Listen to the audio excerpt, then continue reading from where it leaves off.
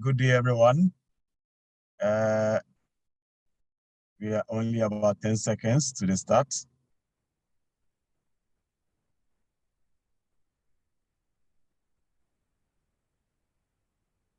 Okay, so good day, everyone, wherever you are. Good morning, good afternoon, and welcome to this encounter of the Global Markets Encounter with Jim Fitzpatrick.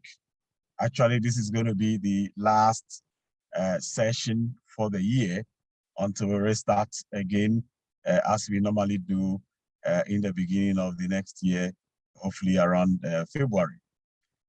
Before I proceed further, I would like to acknowledge the various organizations who have made it possible for us to be here with you every fortnight and to bring you the information that allows you to build better market decision and to build better alternatives in terms of what you have to do as a business. And here I'm looking at Cashew, GIZ, Technosep Benin Cashew, SNI Sustainable Nuts Initiative, Intersnack Procurement, Cashew Info, and a CFA Pro Cashew Project. I see Jim Fitzpatrick is on. As always, he has been our host. Hi, Jim, how are you? I'm good, Ernest. How are you doing?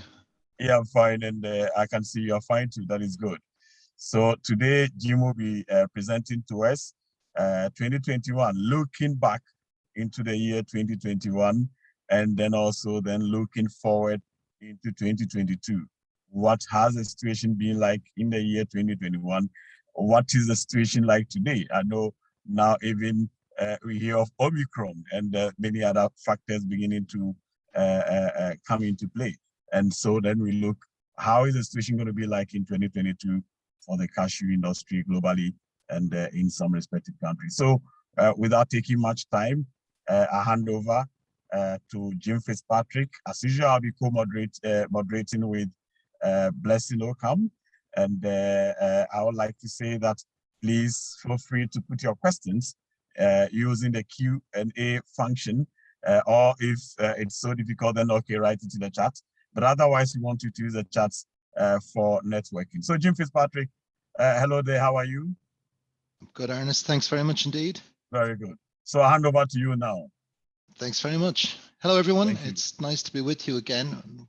We're going to look back and look forward today to see if we can learn anything that will help us in our decision-making going into the new year.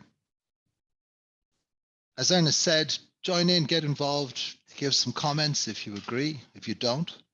If you have any questions, or if you have any thoughts at all, feel free to contribute them.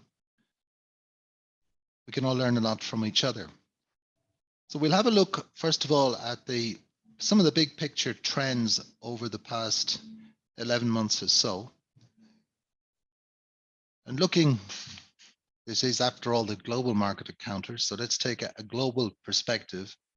And we'll start off looking at Vietnam. And I suppose the two big things that stand out in Vietnam during this year was the arrival of COVID-19 into the cashew area and the restrictions on processing in the middle part of the year.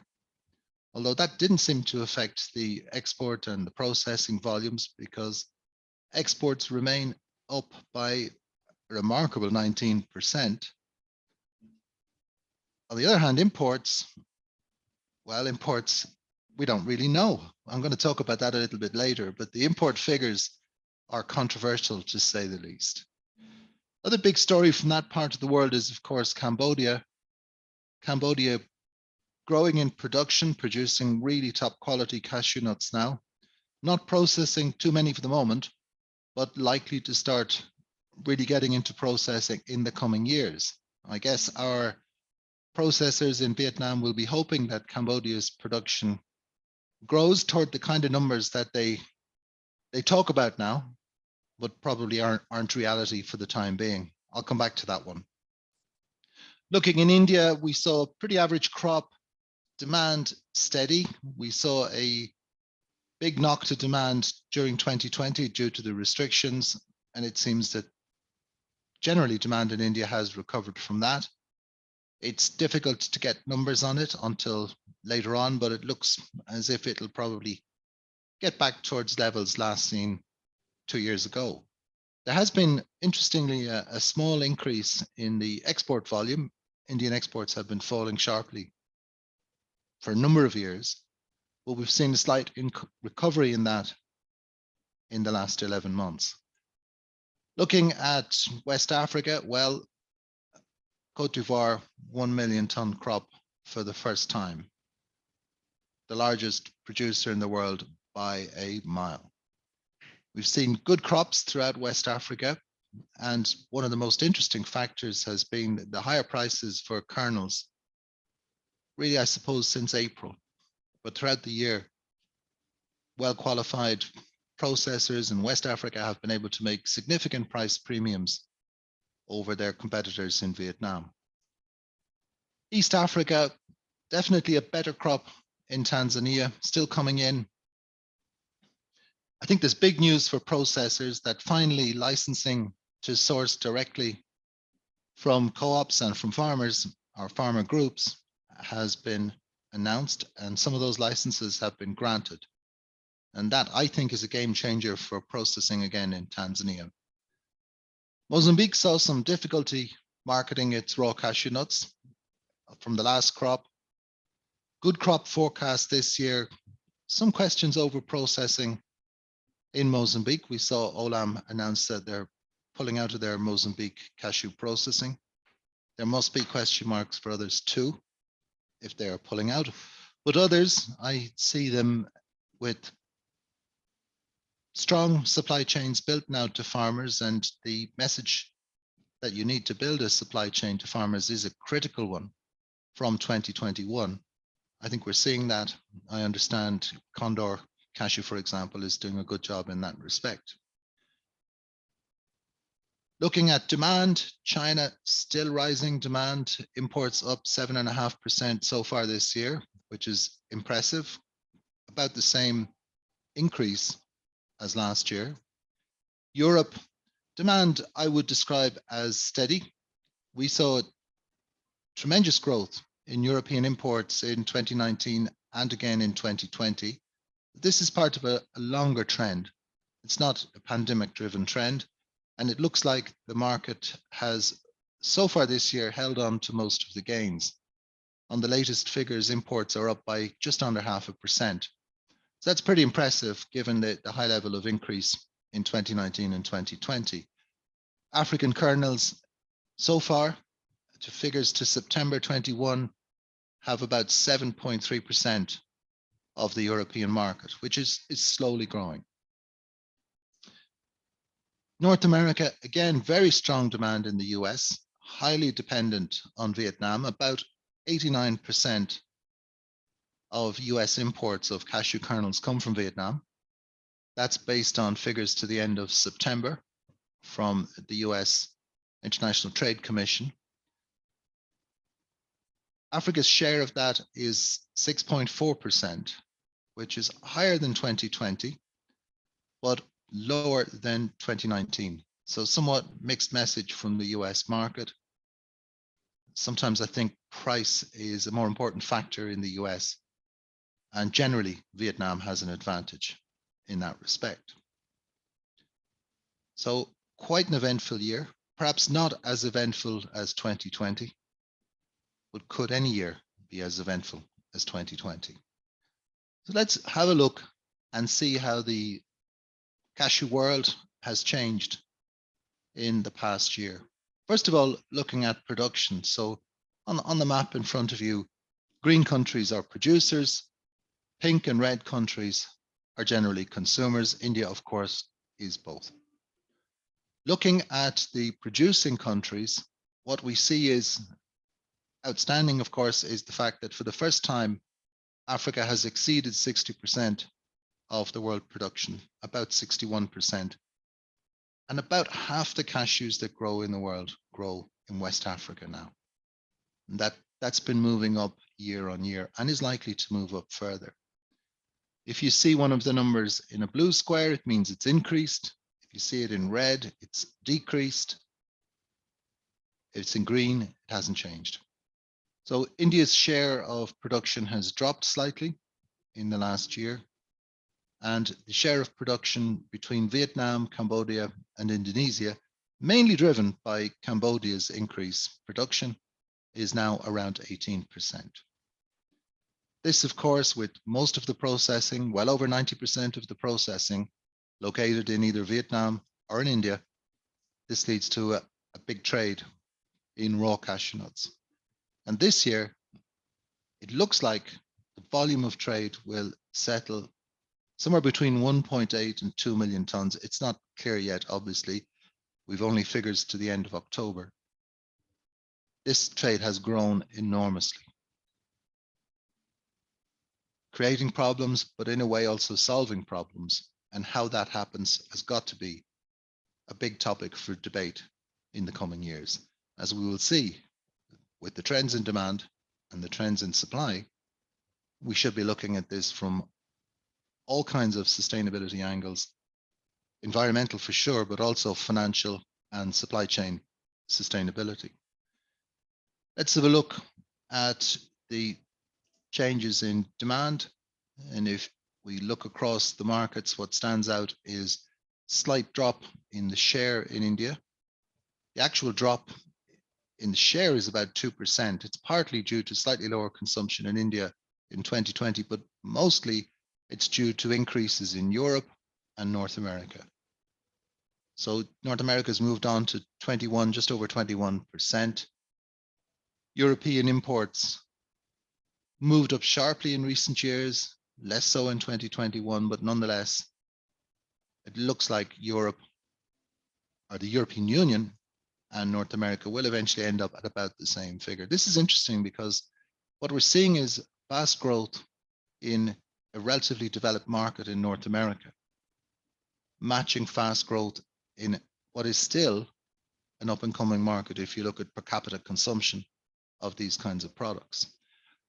Other interesting factors, increase in demand, actually just about everywhere outside of India and the Middle East. China, 9.5% share of the market now. That's been increasing steadily in recent years. East Asia, 5.7%. So still, concentration is very much the two Western blocs and India account for most of the world's consumption of cashews. If we look at the situation on processing, what we can see is although African processing has grown, it's grown more slowly than demand. Many factories have not been operational in the last 2 years. We actually see some factories, and indeed quite new factories, for sale, changing ownership or changing management. And what we could say about processing, I think, is that the share, remember we've seen rapid growth in the last 2 years, but the share of world processing in Vietnam has grown during the pandemic. So if you see this concentration of processing as a problem for the industry, as I do, then this problem has gotten worse in the past 2 years, and especially this year, 2021.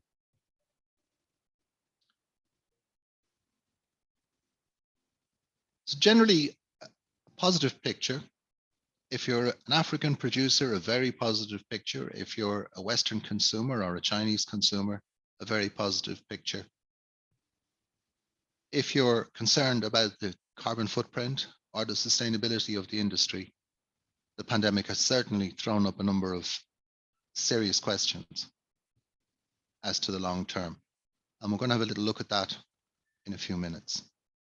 First of all, let's have a look at Vietnam, and we'll just have a look at the overall situation in Vietnam. So looking at production in Vietnam, we see here actually you have a chart which shows Vietnam in red, and you can't talk about Vietnam nowadays without also talking about Cambodia. Cambodian production is the blue bars. And what we're seeing is a sharp increase in Cambodian production. Now, it's not for certain, it's not the 1 million tons that's thrown about as a number. That is absolutely for certain. We think it's around about 300,000 tons, but I wouldn't rule out that that figure will continue this trend in the coming years.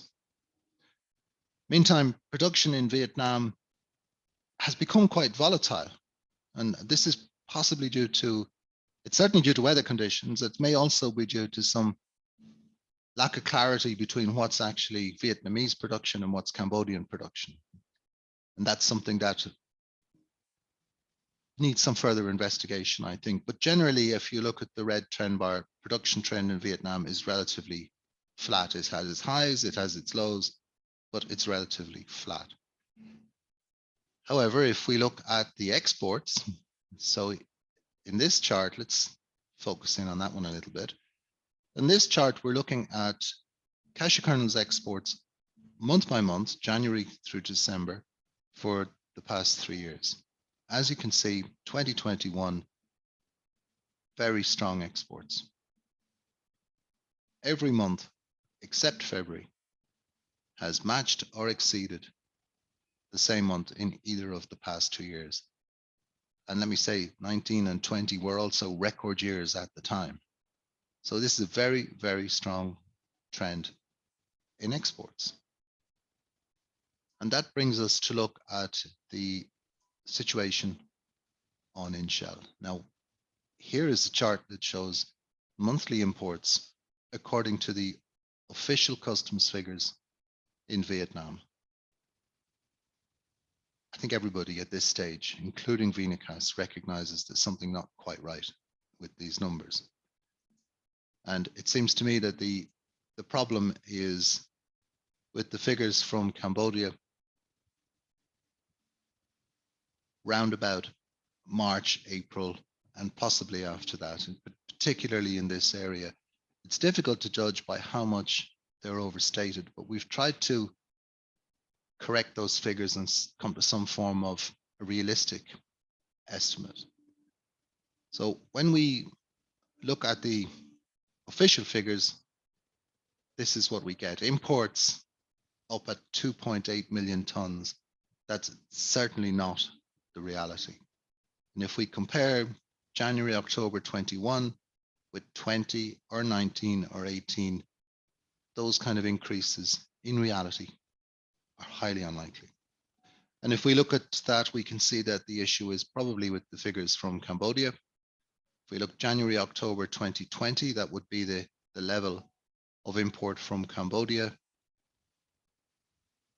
But in 2021, according to the official figures, it's up by 440%. And that just does not happen. But I don't think, as many people have said, that this is an effort to manipulate the market. I'm not at all sure that it is. I'm not at all sure that there's any intent, certainly no official intent, to manipulate the raw cashew nut market. I don't think we should believe that. I think there are errors. I think there's misreporting. There are reasons for that, no doubt, but it's certainly not just simply to get the price of African raw cashew nuts lower. So we shouldn't think that. But if we look at the balance sheet, so I've adjusted the balance sheet for what I think is the reality of imports from Cambodia. So I've adjusted it back to say that the entire Cambodian crop, except, and I do a lot of work in Cambodia, so I have a pretty good idea what's processed there. So I've reduced the processing and then said the entire crop has gone into Vietnam for processing. And this is what you would get. So at the end of October, but including expected November exports of kernels, it leaves about 41 days of stock for processing. Now that would be plus any transit stocks that aren't imported yet, plus November and December imports. And then obviously December, January, February exports of kernels have to come from that. And if you look at that, to me, it shows that there is probably just about enough material around. I think that the Vietnamese processors will still need to have some material from Tanzania, perhaps from Mozambique.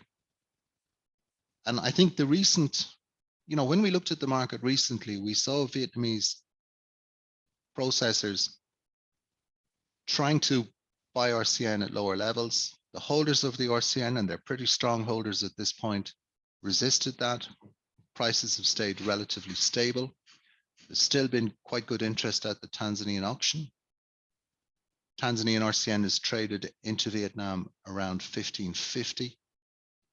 It looks to me as if the raw cashew nut supply is adequate, not oversupplied, that it's likely that the position at the end of the season will be relatively tight.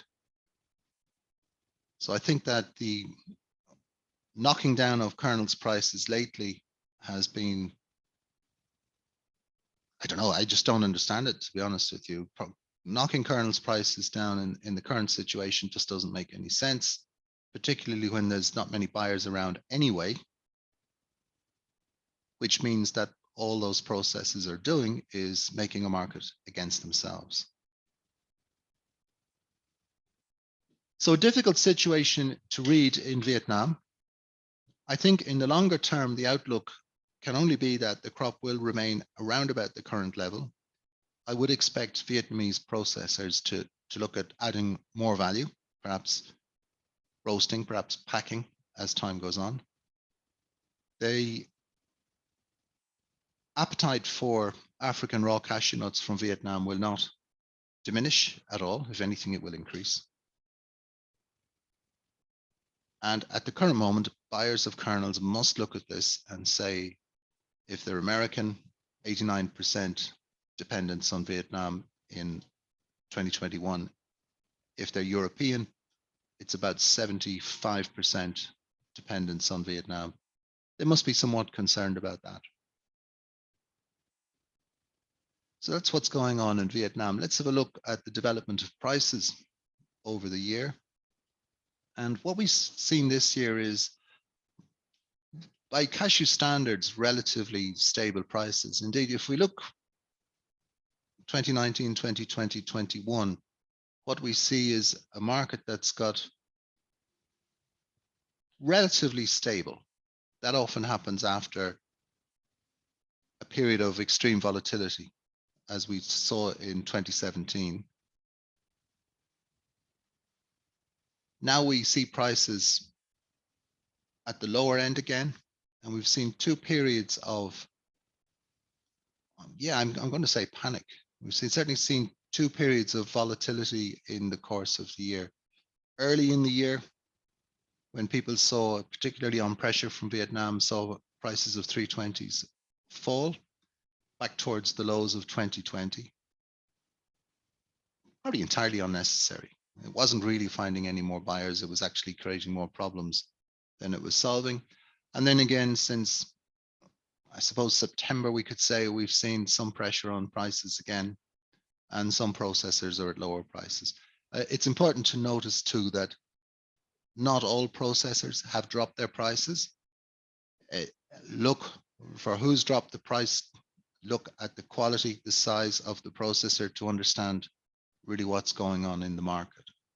But again, a relatively stable market by the rather extreme volatility standards of our business, with some periods of panic, let's say, mostly coming from Vietnam. We have seen this year quite good news on brokens. We've seen a recovery in the price of broken grades. This chart shows 320s, splits, and LPs or LWPs, and it shows that the difference has narrowed again, back to where it was just at the end of the 2017 bull run as the market came down. So this may be a return to a more realistic spread. Certainly the lower prices could well have attracted buyers into the brokens again, but we have to be careful to how we read this. We saw a very similar pattern after the previous big rally. If you go back to 2011, 12, we saw the differential between brokens and the whole grades close up.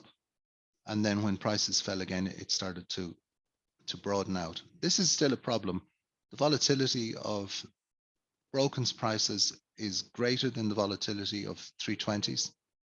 And that's an issue in convincing manufacturers to launch new products. But we have seen a recovery this year, and let us hope that that continues.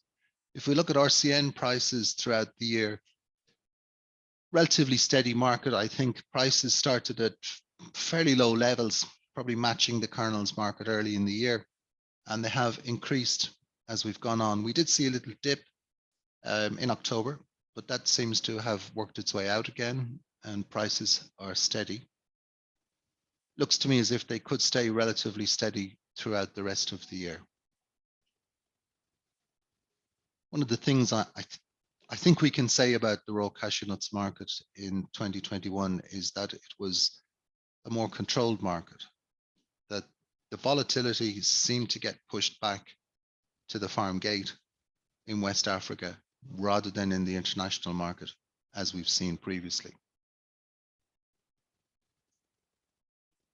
But for me, big news in 2021 was the higher prices for cashew kernels in West Africa, really from April onwards. Now, these prices weren't available to everyone. You had to be qualified processor. Qualified means that you had to have good food safety in place. The quality of your product had to be suitable, and you probably had to be in touch with the right buyers. So your marketing and sales activity had to be well focused too. If you had all of those things in place, you could have been making at times prices for 320s between 30 and 40 cents a pound higher than prices available in Vietnam. Why did that happen? Well, I think there's two aspects to it. Firstly, for many people, it was simply a financial calculation. Freight in the course of the year was extremely high, up around $8,000 for a 20-foot container from Vietnam, or generally from Asia to Europe or the United States, much more for a 40-foot. So freight cost, the transit time, transit from West Africa to either of those markets is lower, and reliable delivery, reliable in the sense that the vessels were more predictable, the volumes were less, so that you could be sure that you'd get your product on time. For others, though, there was much more fundamental reasoning behind it. They want to diversify their sources of supply. I mentioned the high dependence on one country. It's not just because it's Vietnam, by the way, it's simply one country. It cannot be healthy to be so highly dependent on one country. And the management of COVID in Vietnam was quite good in the cashew sector, but it certainly must have sent a shockwave to buyers who are dependent on Vietnam for their cashews. And that can return at any time. So the ideas of diversifying supply chains, and for some considerations like environmental sustainability, social impact, the idea of origin processing, even the idea of fresher cashew kernels were all important factors. And particularly, and this may well indeed become a legal requirement as time goes on, the ability to trace the product right back to the place that it grows, which is virtually impossible on raw cashew nuts that are shipped abroad for processing. These two factors have led to a situation where qualified processors in West Africa, and there are a number of examples, have been making premium prices throughout the year. That's a very interesting development. It's particularly interesting when we see it allied with the factories as they mature, getting their costs under control. Looking a little bit more closely at the kernels prices throughout the year, and as we've spoken about on these events previously, if we adjust prices to take into account the freight differentials, we see that prices are pretty close at the moment to the 2-year average, but well below 5-year averages. So from that, we can conclude in 2021, the price of cashew kernels was attractive for buyers. And as we end the year, And as their cover runs out going into 2022, there's no barrier in the prices to further expansion of demand in 2022 and beyond. Problem is, to a certain extent, that the cost of raw cashew nuts compared to the price of kernels doesn't make a particularly attractive calculation right now. We took an example, and we took Tanzanian raw cashew nuts at a relatively modest price of $1,530 per ton cost and freight. And we compared India and Vietnam in terms of processing. So you see the per pound cost of a Tanzanian raw cashew nut processed in a typical Indian factory, and the same thing processed in a typical Vietnamese factory. This is not a value for 320s. This is an average cost. Similarly, we took Ivorian. We took a price of 1330 basis, 46 pounds. And then you compare both of those being the currently available raw cashew nuts, to the sales yield. So this is the average kernel sales price. It's higher in India. The Indian market is and has been higher for many years. But certainly, just at this moment in time, it would appear that kernels prices are a little bit too low compared to the cost of raw cashew nuts. That doesn't necessarily mean that raw cashew nuts are too high, or does it mean that kernels are too low? But when we look at it, something has to change. And if we take into account the fact that raw cashew nuts prices have been relatively steady throughout the year, and kernels have gone through these periods of panic, as I call them, it seems to me more than likely that kernels are a little bit undervalued at the moment, certainly on the basis of this calculation. Now, that's not to say that the calculation can't persist. There's been long periods when we've had this kind of calculation, and it happens because most major processors have sold forward, so that they're actually not trading on today's spot market price. They're trading on prices that they may have sold earlier. In this case, those prices would have been higher. Also, there's a mix of processors and big price differentials between a small underqualified processor and a large processor with maybe with a good quality reputation, a good reliability reputation, and a good quality management system, a BRC or something similar in place. If we should also take into account that the Indian market is a protected market, and it trades at premium prices generally to the rest of the world. And so that has an influence on raw cashew nut prices too. That's not to say, of course, that Indian processors are making fortunes out of this. Don't forget, generally, we've got smaller factories in India with higher processing costs. So these are factors arising from the structure of the market, not necessarily from profiteering or unfair practices by any individual stakeholders. This is the structure. This is the world that we live in as cashew stakeholders. And some of these things point out the difficulties in it. Just look at the West African good processor price at the moment. So it works. At this moment in time, and for the last few months, we can say that an efficient, well-managed African processor that's got their costs under control is profitable. And that's a significant development. Doesn't apply to all, because not all factories are efficient, well-managed, or have their costs under control. But it does suggest it can be done.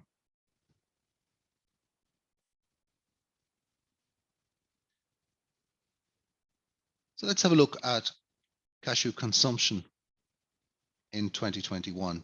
This is, of course, the driver of everything at the end of the day. And first thing to say is that the star market, the outstanding market in 2021 has been the United States. Again, you see monthly imports into the United States over the past 4 years,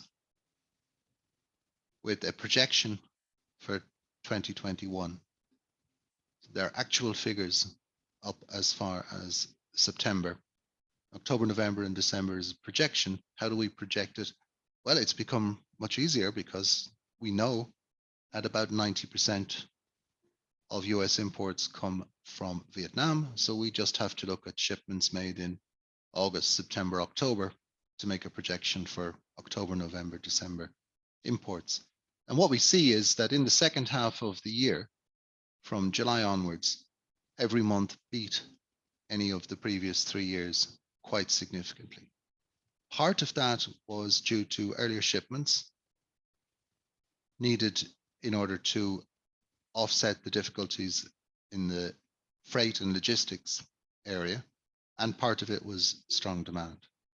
So what we've seen is the fast growth in the US looks like delivering an increase in imports of between 8 and 9%. Word of caution, the last time that was hit, the following year, first quarter, was quite low. Now, I'm not saying that's going to happen this year, but it does need to be watched. That's a very strong growth for the US market. US market has been growing typically 1%, 2%, relatively small in recent years.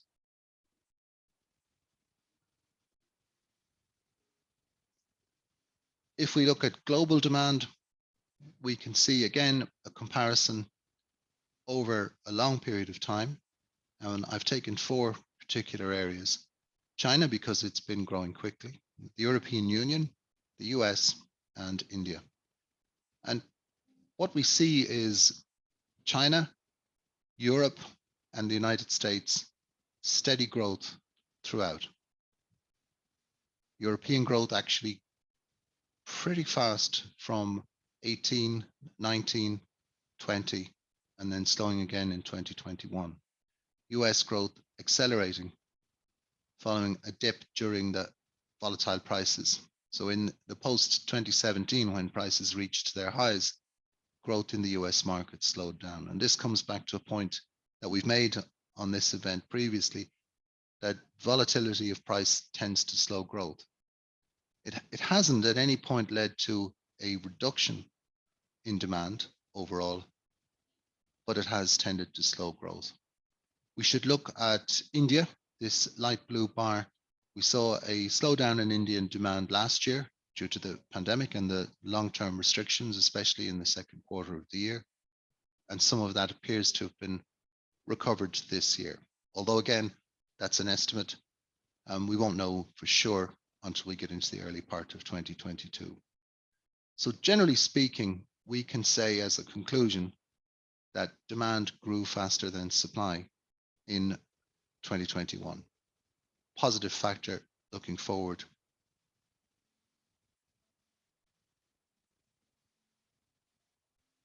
Demand was, of course, affected, and it's remarkable. Our global interconnected distribution and shipping system has been disrupted now for something like 18 months.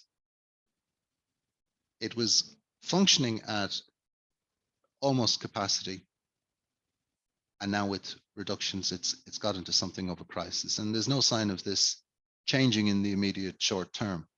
If we look in Asia, we've seen congestion and reduced capacity at ports.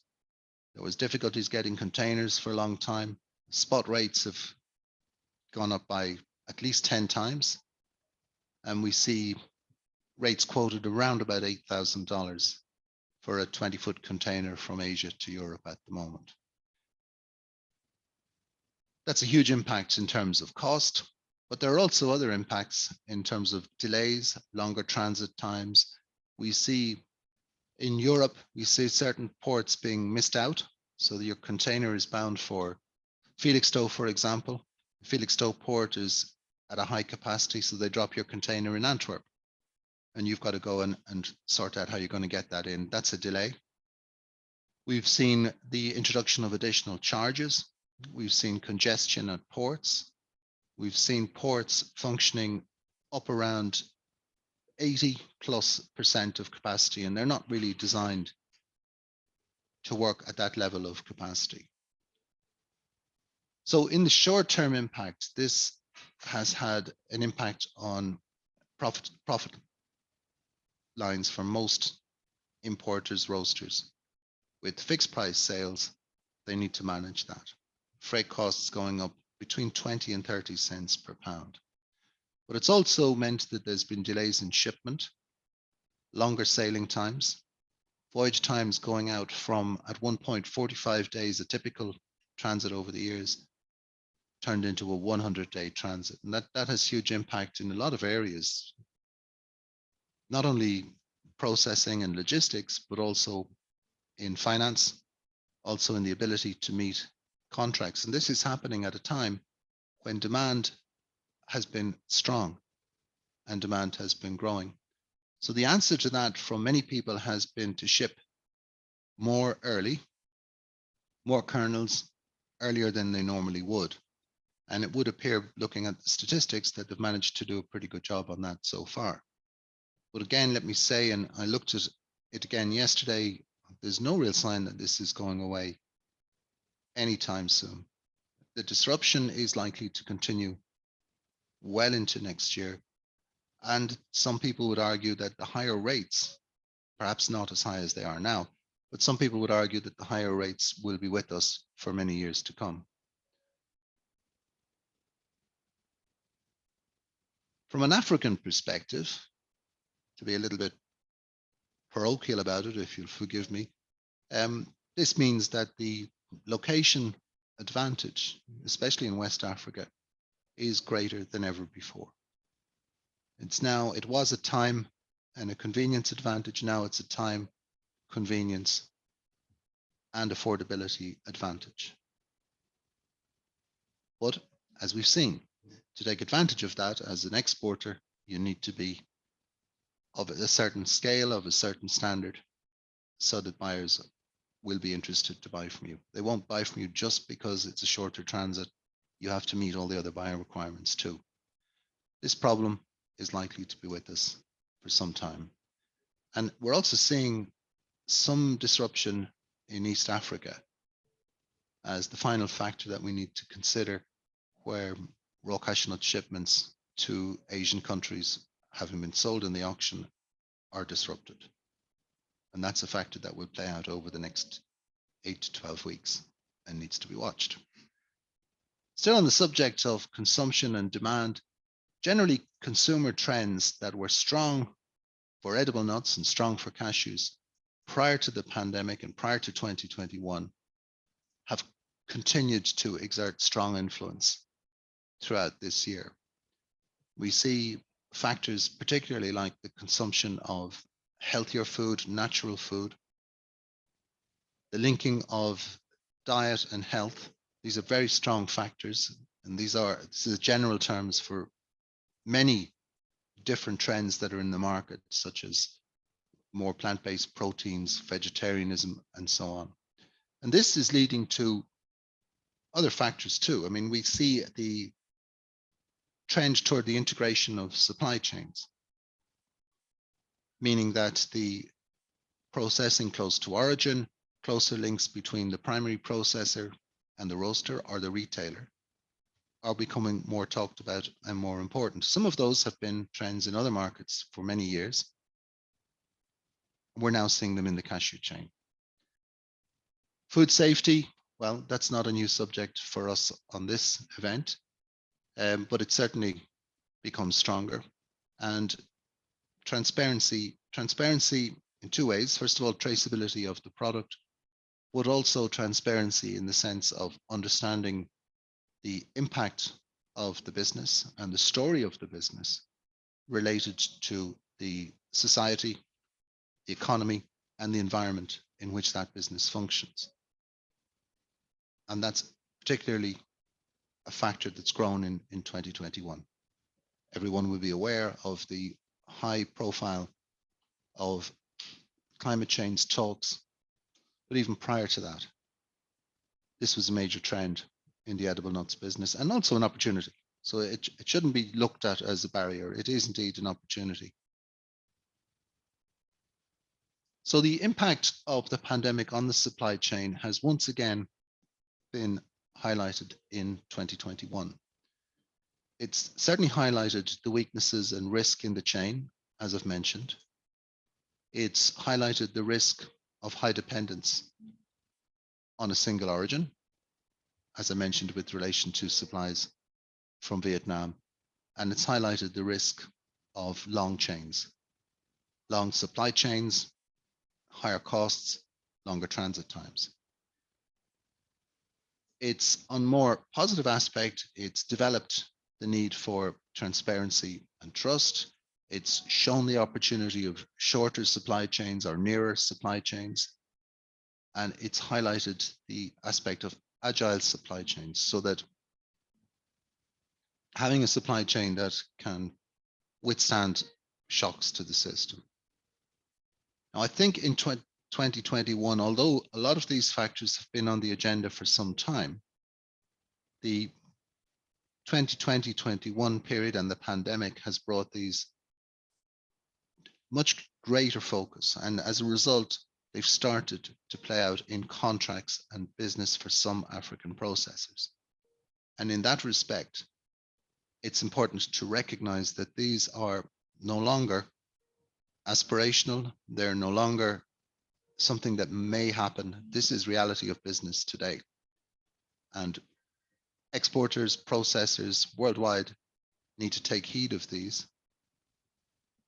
because within those trends, there are huge opportunities.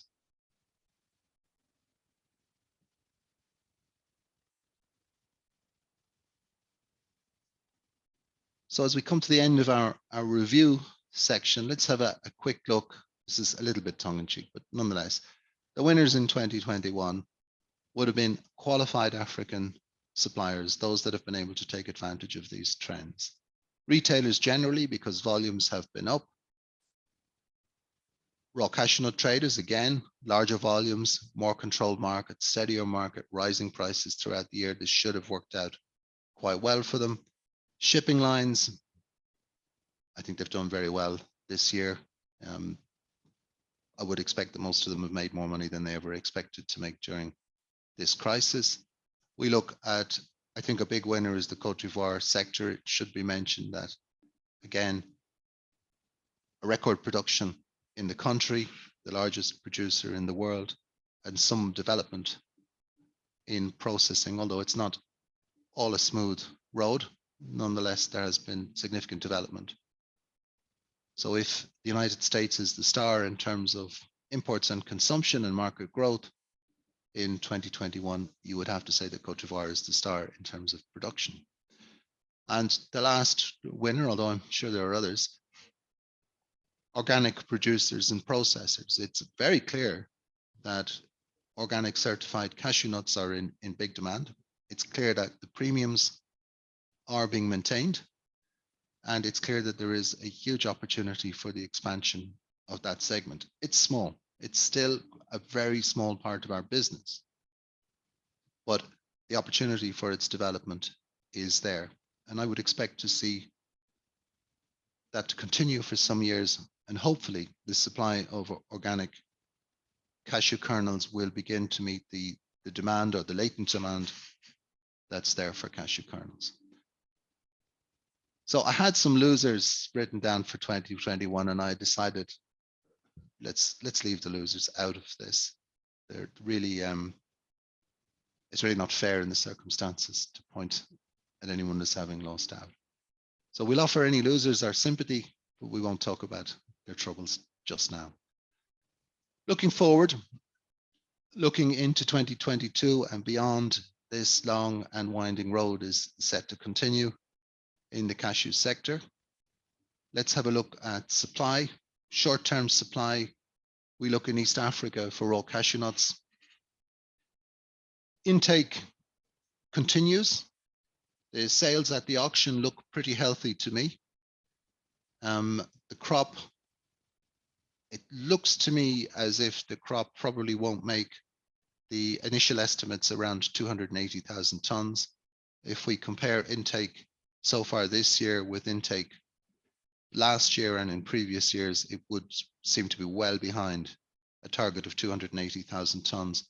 Maybe something in the region of 240, 250,000 tons is more realistic.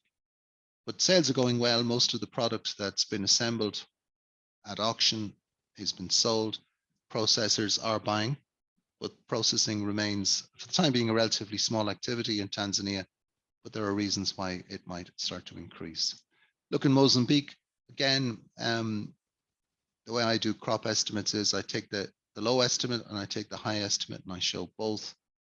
So you see there's quite a difference between the high and the low estimate there, but either way, it looks like a pretty good crop in Mozambique. Mozambique had some problem exporting its raw cashew nuts last year. Hopefully that won't be repeated. And there are some significant changes in the management of the sector. So East Africa, generally speaking, probably better than last year, but it doesn't look as if there is any surplus emerging, let's put it like that. If we look at the Indian situation, and maybe we should focus in on this a little. So Indian imports, we have official figures up to the end of September. And as you can see, the orange bars are 2021 and the lines represent 18, 19 and 20 for the same period. So it does look as if Indian imports to the end of September, and at least anecdotally, as reported, are keeping pace. So India is about 15,000 tons ahead of last year, but would still need to import a further 160,000 tons to match last year's imports. And some of that will have taken place during October, of course. So India still needs to buy some raw cashew nuts. And as we're saying, that supply seems adequate from Tanzania and from Mozambique. Looking at Vietnam, we've looked at the balance sheet. So when I look at this, I think Vietnam still needs to buy some raw cashew nuts to get through to new crop. India, the same, probably more. And that should be enough to support raw cashew nut prices.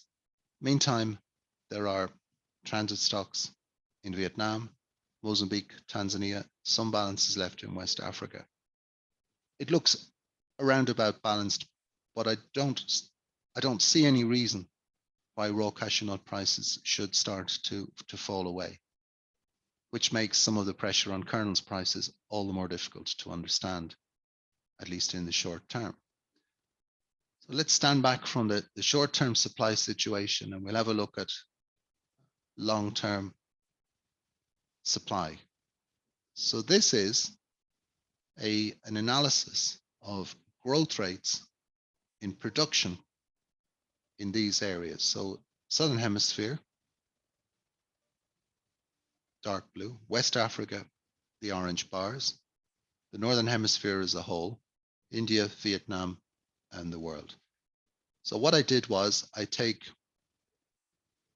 each year up to 2021, and I take the 5-year average annual growth over a 5-year period ending in that year. And what we're seeing is that we know the main driver of production in the world is West Africa. We know now that 50% of the world's cashews grow in West Africa, and we know that West African production has been growing strongly since 2012. If you look 7, 5, 7, 9, strong growth throughout, a little bit of a blip in 19, but what we're seeing is a slowdown.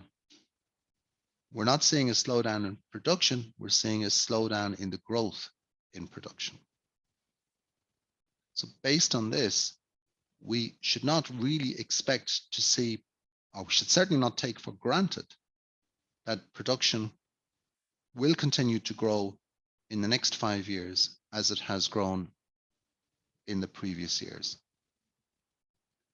And if we look in certain sectors, Southern Hemisphere, we actually see a decline in production. In India, we've seen in the last 2 years a decline in the growth rates of production. So based on demand, we need strong growth in production.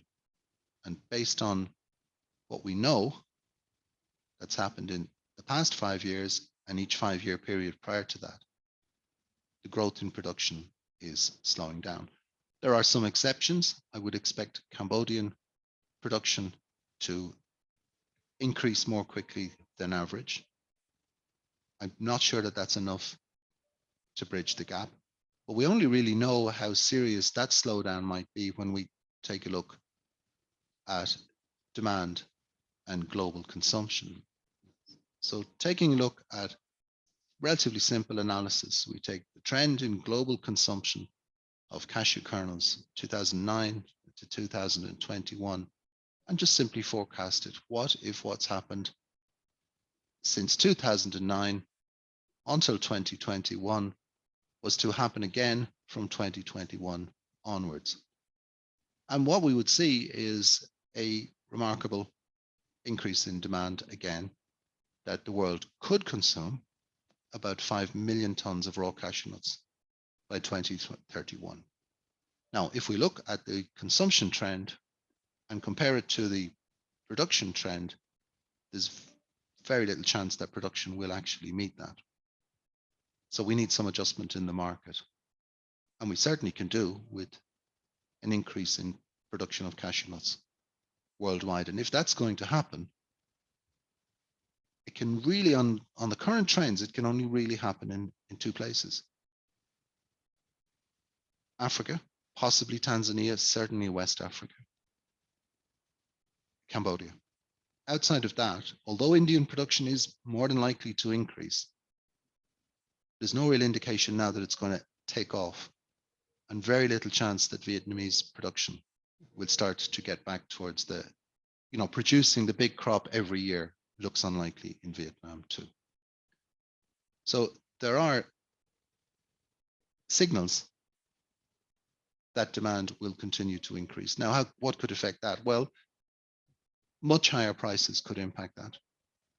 Certainly, if we saw prices approaching 2017 levels, demand growth might slow down, especially in the US or the Middle East, possibly in Eastern Europe. So this needs to be closely watched. Other trends that we see strong in 2021 and developing further in the coming years, food safety. The demands for food safety are only going in one direction, and that is more demanding, more exacting, better organized, and we do need to recognize that in the sector. This is not something that we can just pay lip service to. This is a reality of doing business. And if we want to see consumers to continue to support these products and the manufacturers that supply those retailers, we need to be serious about food safety. And that's the evidence of that is premium prices paid to well-qualified suppliers in West Africa this year. So many other trends are in favor. I mean, the trends in food, so many of them fit well with edible nuts generally and with cashew nuts. There may be some question marks about the way that our sector is organized, that's for certain, but those need to be addressed.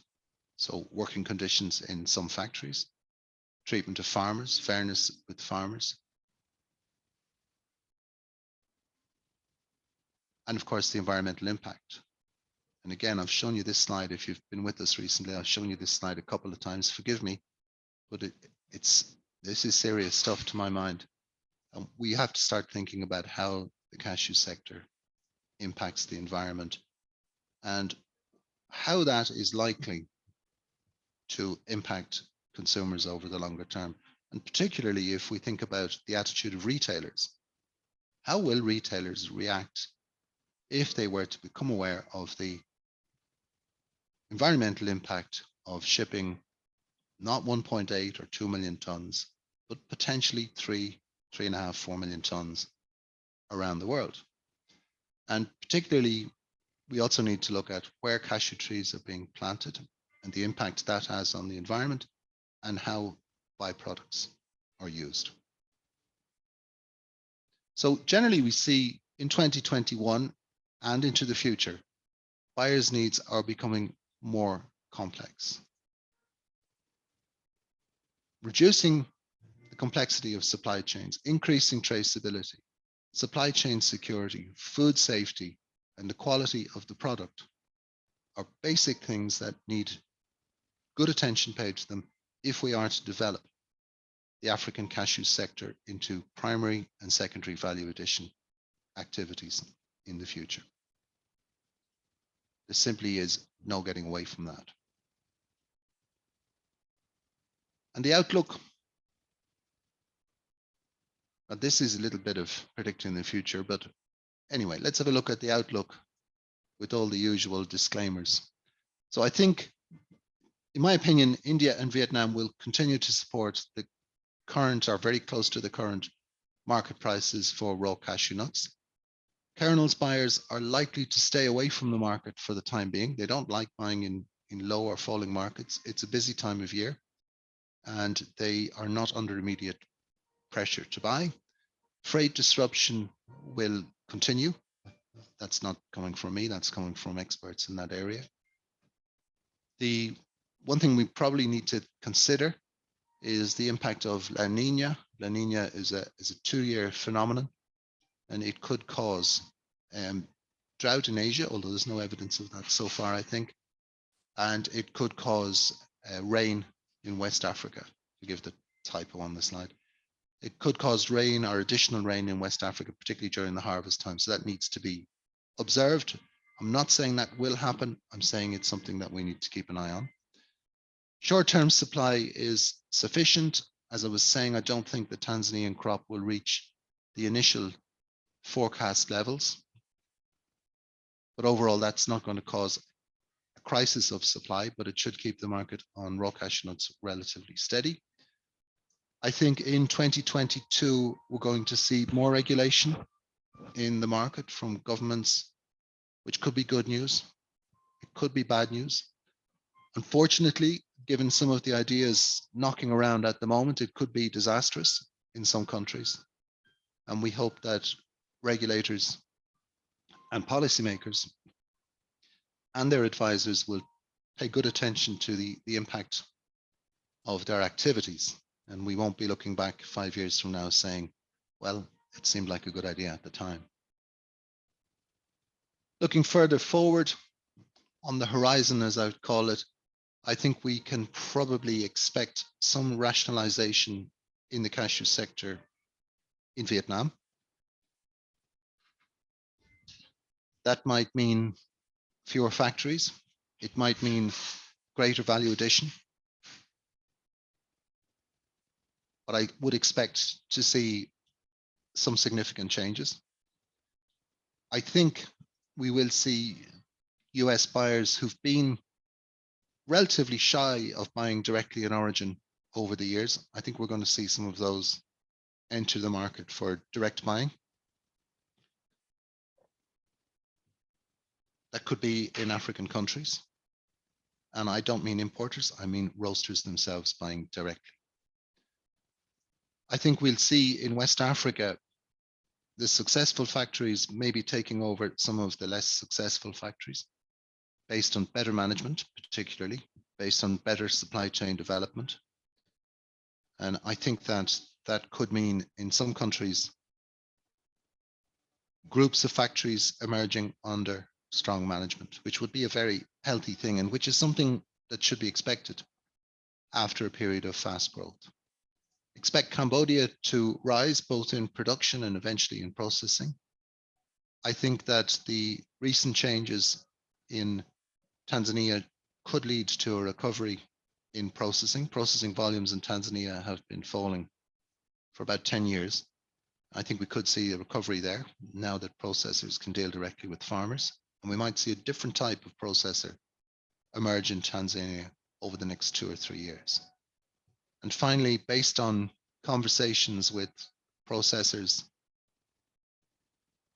I think we're seeing that good management, good supply chain organization, is leading to much better cost efficiency in African cashew countries. I don't see processors just yet at the levels of Vietnam, but I do see processors at the levels of India. And this means, at least on a cost basis, that African factories will be competitive, and they can add that to the other factors which make them competitive, such as location and closeness to the supply of raw material. Relatively positive. I think that we can end 2021 thinking in very difficult circumstances, generally the industry has coped quite well. It's not been a good year for everyone. It's not been a bad year for everyone. But overall, I think it's not been as bad as it might have been. And certainly in there, the trends would be positive toward the development of the African cashew sector. So thanks very much indeed for your time. If there are any questions or any comments, I'd be more than happy to address them. Thanks very much indeed. Thank you very much, Jim Fitzpatrick. As always, a pleasure to get this kind of information from your end and great analysis in there. There are some questions, and I would like to go straight to them.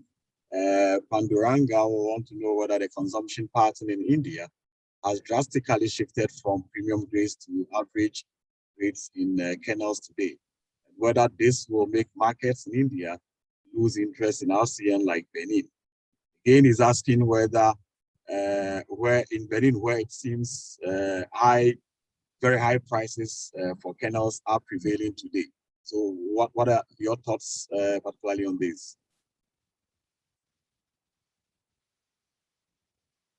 I think it's unlikely that the demand for Benin RCN, for example, from India would be reduced.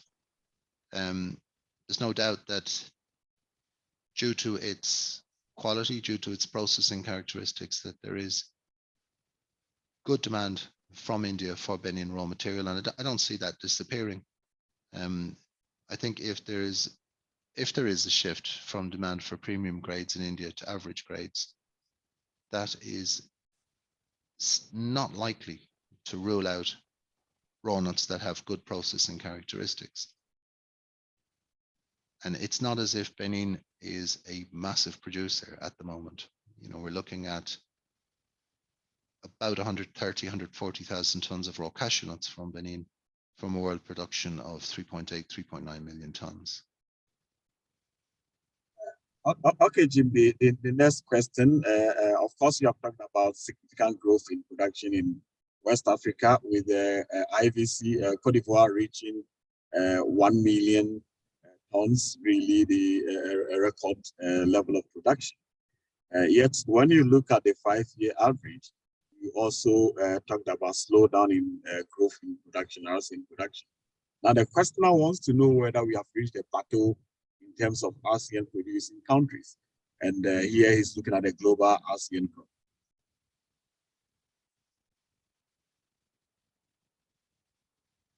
Well, the figures suggest that growth has slowed. So I don't think we could describe that necessarily as a plateau, just that the high levels of growth that we saw in the last 10 years on what we're seeing now will not be repeated in the next 10 years. Now, that will change, of course, if the reasons to plant and increase production are there. So it's particularly likely that in the 5 years to come, that we won't see fast growth. Within those 5 years, that could, of course, be adjusted, and then we'll see fast growth. I think it's too extreme to say that it's a plateau. I think what we should say is that growth rates have slowed. And the combination of slowing growth rates in production and fast growth in demand is of concern, of course. The next question, Wim, will like to find out how in a difficult year, very difficult year like 2021, Vietnam increased their export. I mean, in its view, how is this possible? Well, we know that demand was strong. There's probably a number of factors here to be considered. First of all, we know that demand is strong. Secondly, we need to look closely at practice and development in Vietnamese factories. It is something that's quite incredible that given certain restrictions, particularly during August and September, that exports would have continued unabated. So I think we do need to look closely, number one, at import figures at the end of the year rather than at the export figures in order to make a valid comparison. Based on a look at those to the end of September, they would tend to confirm the import figures for the major destinations. I think also that exports would have been impacted by a certain amount of building of inventory in response to the COVID-19 crisis at destination, and maybe something of a transfer of inventory from origin to destination based on fears of longer transits, greater problems in shipments. I think that the capacity in Vietnam to process was always greater in any case. But if I were a buyer of kernels, I'd be concerned. And at this current situation, I'd be concerned that in a crisis that exports have risen, and I'd wonder what's going on behind that. And that would make me very concerned. You would have expected at the start of the year, if you were looking at this, you would have expected that buyers would be early into African processors to get as much product as they could. But of course, the problem that they came up against was finding qualified African processors. Then secondly, you might have thought that they would start to look in India to try and bring back some of the Indian export. But again, if they'd done that, they would have found that the Indian market is much higher than the world market. So India is no longer a source of cashew kernels. So yeah, I can see many reasons for concern in the Vietnamese processing sector, many reasons for concern in terms of the organization of that sector. I think that authorities in Vietnam are conscious of that. And I think that we certainly need to look at this from the point of view of organization and practice within the processing sector in Vietnam, and the comparison of figures at both ends of the chain, both the import and the export. And we also need to closely look at the extent to which relatively low prices can drive the industry to unsustainable trade patterns. It's a really complex question to which I don't have a definitive answer. But thank you for a good question. Thank you very much, Jim. There is also Martin here who wants to know whether you can share your thoughts on the role of big data in managing the supply chain disruptions in the global supply chain. I don't know what he means exactly by big data though, but then more or less, is there data that points to all these disruptions? And again, what kind of data can be mobilized and properly analyzed to show the disruptions in the global supply chain? Wow, okay. This is a very personal opinion because I'm not qualified really to comment on big data. I wish I was. What I think is that, generally speaking, that the issues here are not so much about identifying the patterns. I think they were well known. I think they're about identifying the level of capacity and the ability of capacity to cope with the crisis. So if the data that's really needed, or the data that should be available is all the what ifs. So if you run a system within a couple of % of capacity and you get a breakdown, you're going to have a big problem. And with globalization of the supply chain, it's running at even beyond its intended capacity at times. When you get a disruption in a machine running at that level, you're going to get a big problem. And that's what we've seen. And I don't think that any amount of data would have assisted us in stopping this.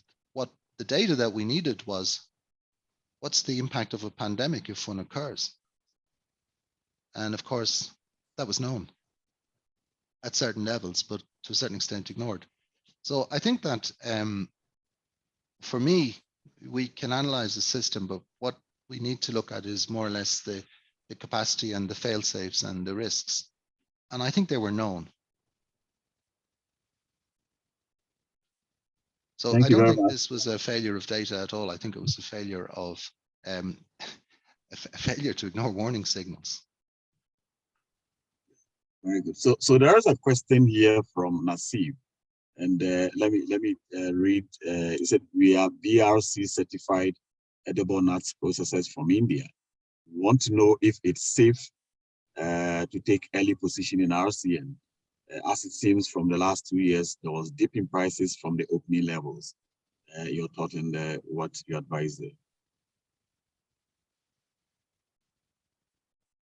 My thinking on that is that I wouldn't be, I certainly wouldn't be too short of RCN between the crops, between now and the new crop.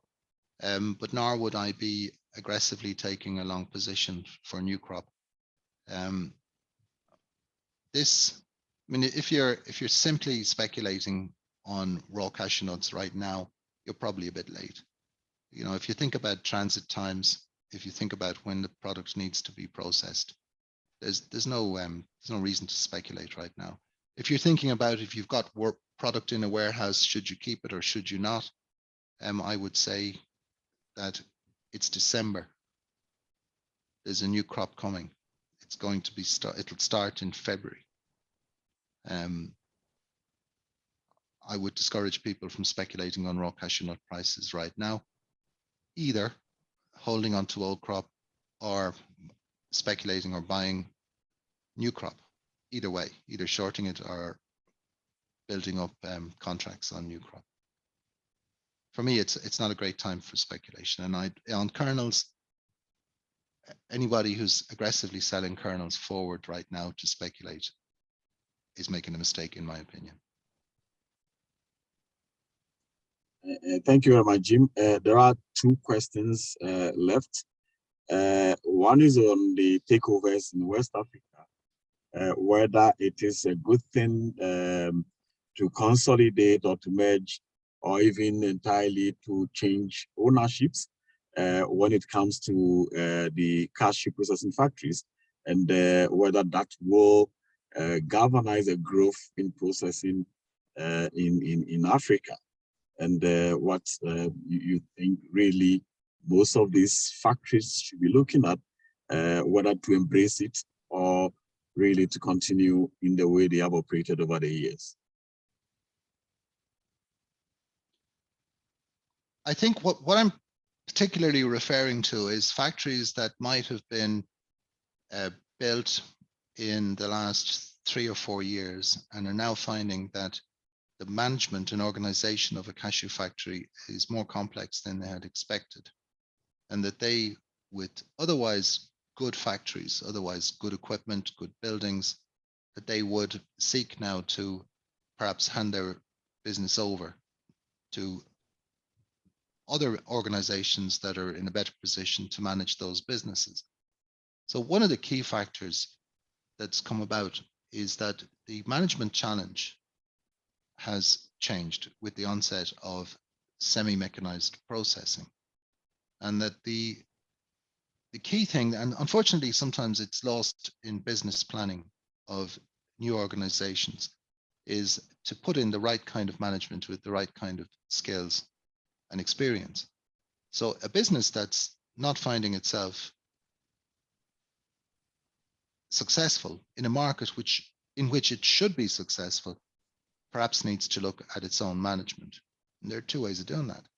Either you bring in management or you move the business on to someone else who has the ability to manage it. It's generally speaking, we have to say it's not going to fix itself. So if you have a problem in your supply chain or in your process, it needs to be addressed. If you're making too many brokens, if you're finding it difficult to buy raw cashew nuts for whatever reason, it needs to be addressed, because there is a good opportunity here. And when I say that a consolidation, what I mean to say is that there's a whole variety for the motivations. There's a whole variety of motivations for the building and investment in cashew processing units, especially in West Africa. And that it often transpires that the ideas behind the construction of the project don't turn out to be as easily organized as they might have been assumed. And therefore, it's about management. And I think that's a key factor. And I'd especially talk about, for the long term, management of the supply chain and the sourcing. And in the shorter term, particularly, as we talked about on one of these earlier events, management of marketing and sales. How is our business presented? How is it organized? Things like food safety certification, absolutely essential. And the idea that, as we referred to, I think it was 4 weeks ago, when we talked about marketing, the idea that, build and they will come doesn't work. Build, get it right, manage it well, and for sure there are buyers there. But you need to get yourself into a position where you can meet those buyers' needs. Is it a good thing? Yeah, okay, it probably is a good thing if factories that are underperforming change hands and become factories that perform well. That is no doubt a good thing. Very good, Jim. The last question has to do with rationalization Vietnam. If you can give some clarity on that to expand it, I think it's part of the outlook you had given, and it wasn't really clear for some what a rationalization entails. So rationalization in Vietnam might mean that there would be a change of ownership of some of the long-established factories that may have been in operation for 20 years, have done well. You might be looking at a change of generation. You might be looking at a reason to move the business or the asset on the one hand. So you may see some more foreign investment. You may see some Vietnamese companies buying other Vietnamese companies. Secondly, it seems to me that there is still, and it's sometimes not recognized, that there are a lot of small factories in Vietnam. There are a lot of very small factories in Vietnam. There are a lot of unregulated factories in Vietnam, and that needs to be rationalized. And I think that there has been a recognition of that by the Vietnamese sector in some of their activities.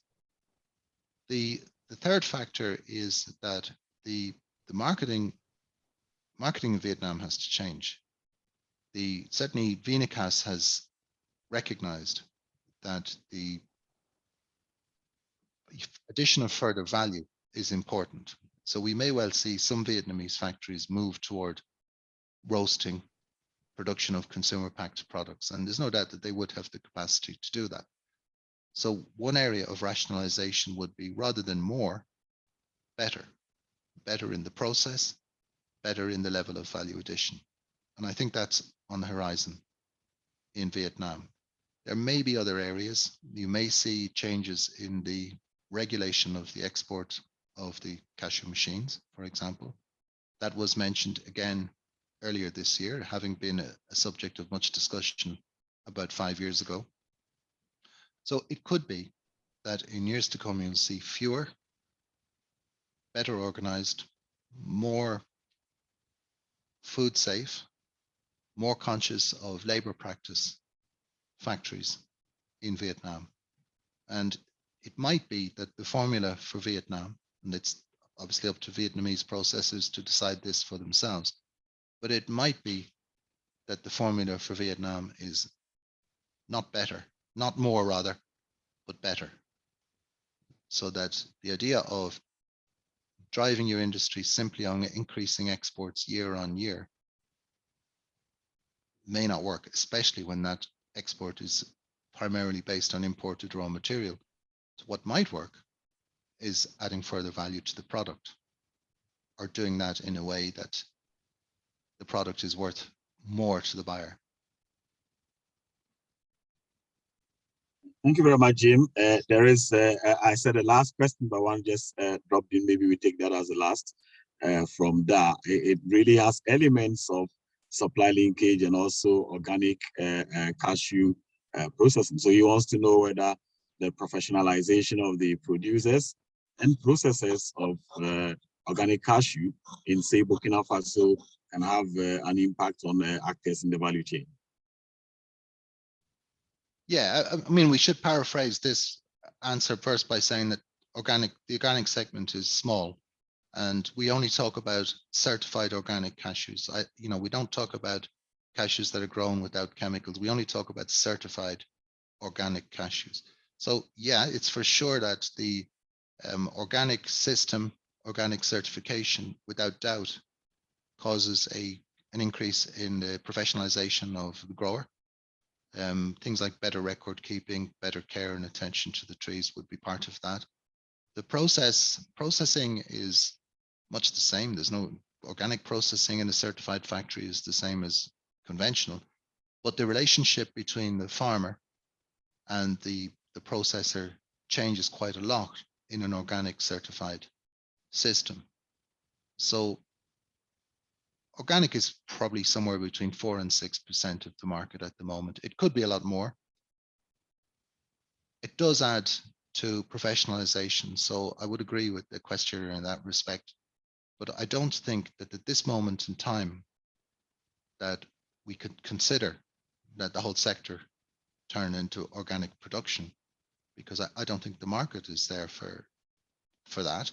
But there is a market to increase organic production, and there is an opportunity in that. Thank you very much, Jim Fitzpatrick. Thanks for all the support you have given and all the analysis you have done for us throughout the year. We are looking forward actually to having you again in next year and to have all these detailed understanding of the industry. I will also at this point thank the participants for being with us like soldiers of the Global Markets Encounter and accompanying us in this process, and also learning from the great analysis that Jim has been giving. I will at this point hand over to my co-moderator, Blessing Okam. Blessing, are you there? Yes, Ernest, I'm here.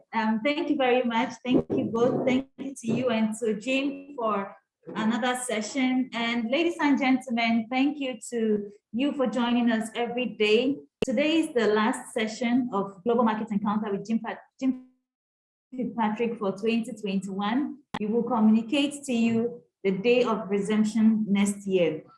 And we also would like to say thank you to Jim for 15th session of Global Market Encounter this year.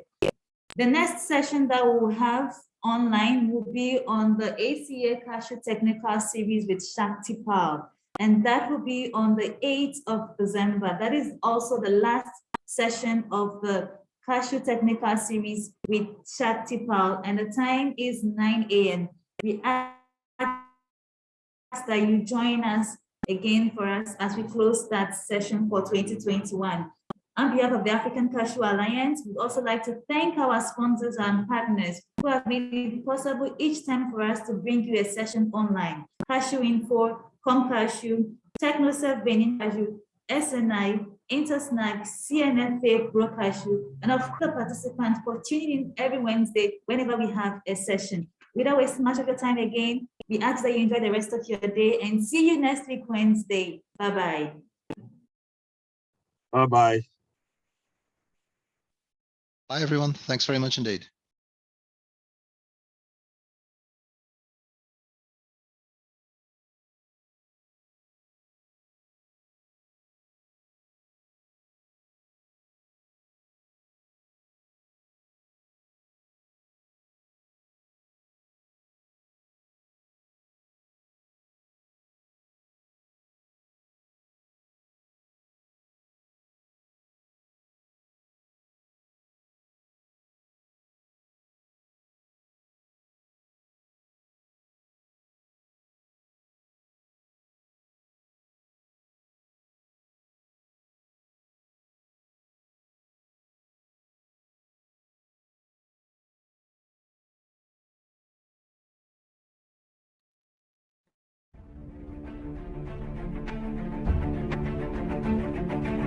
What do you care most when buying color sorters? What makes better sorting performance? What ensures high stability and reliability regardless of 1 unit or 10,000 units? Quality is all.